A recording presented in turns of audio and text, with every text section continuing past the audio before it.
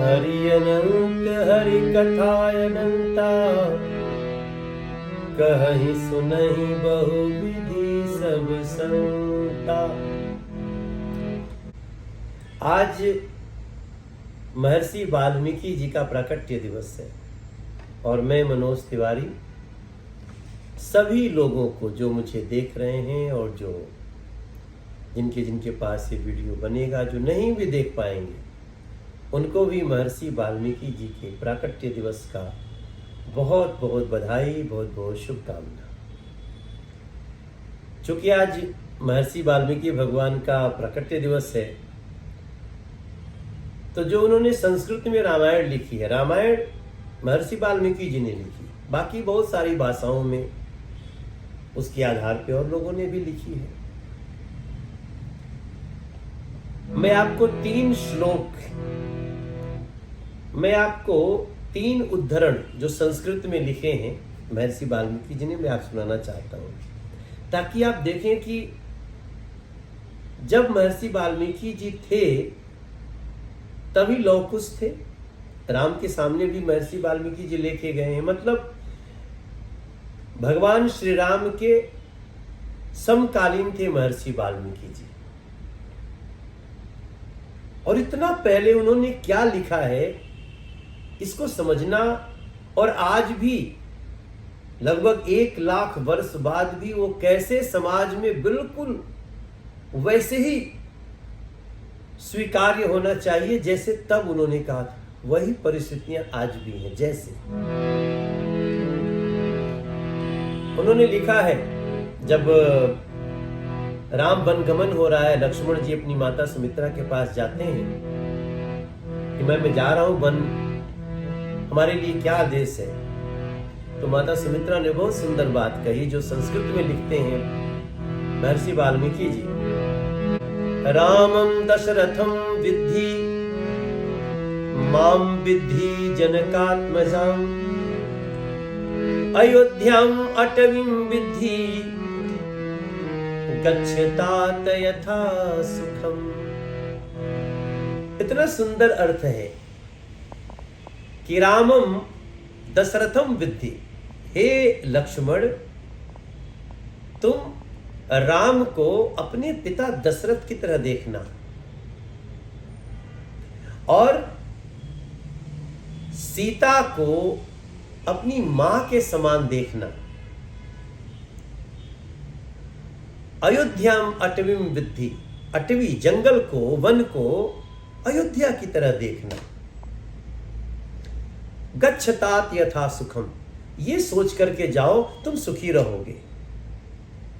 अब आप सोचो, महर्षि वाल्मीकि जी की ये पंक्तियां आज भी आप अपने भाई में, बड़े भाई में पिता देखो, आप अपनी भाभी में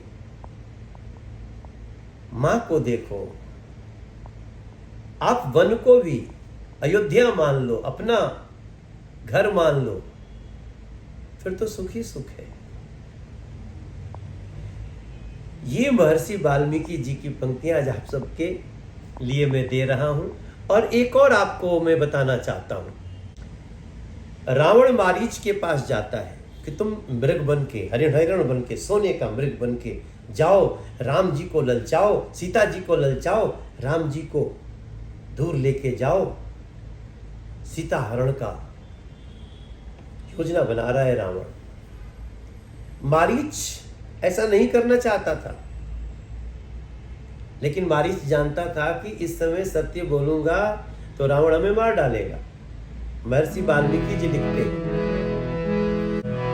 सुलभाः पुरुषाः राजन् सततं प्रियवादिनः, अप्रियस्य तु पथ्यस्य वक्ता श्रोता च दुर्लभः।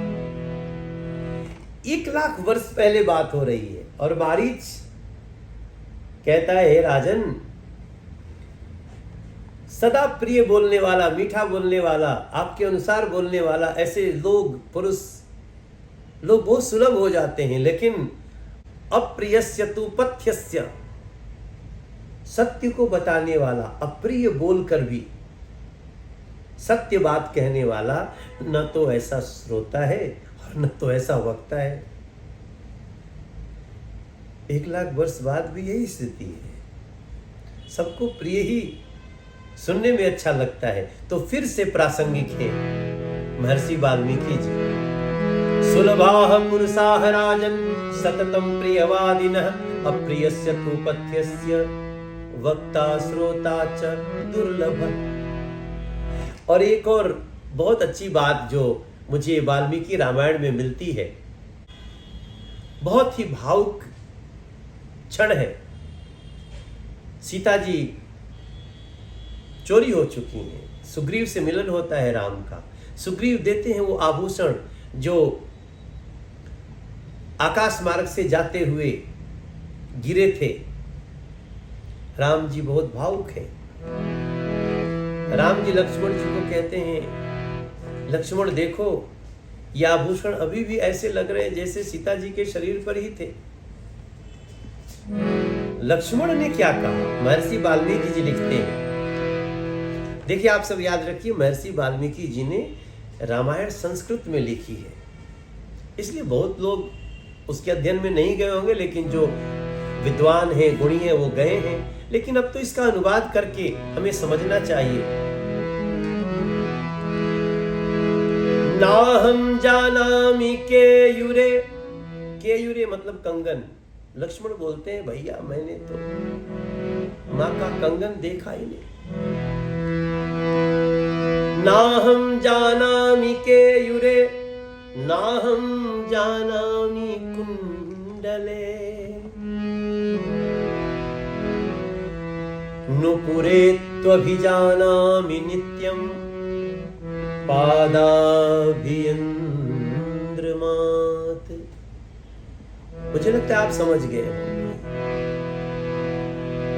भैया, मैंने कभी माता सीता के पैरों से ऊपर देखा ही नहीं, इसलिए मुझे नहीं पता कि माता के हाथ के कंगन कैसे हैं, इसलिए मुझे नहीं पता माता के कान के कुंडल बाली कैसी है। हम तो नूपुर पहचान सकते हैं जिन चरणों में होता था, जिनको हम देखते थे। महर्षि वाल्मीकि जी। वैसे तो राम की कथा है, लेकिन आज भी हमेशा चरित्र तो रख सकते हैं। कोई ऐसे ही राम नहीं होता, कोई ऐसे ही लक्ष्मण नहीं होता, कोई ऐसे ही सीता नहीं होता, लेकिन ये सब कुछ नहीं होता अगर महर्षि वाल्मीकि जी नहीं होते, तो ये कथा हमारे पास नहीं आती। उस महर्षि वाल्मीकि जी के प्राकट्य दिवस पे, हे वाल्मीकि भगवान तेरो जय होवे, जय होवे तेरो जय होवे, जय होवे, जय होवे, तूने ही रचे हैं राम तेरो जय हो। महर्षि वाल्मीकि जी के प्राकट्य दिवस की बहुत बहुत बधाई।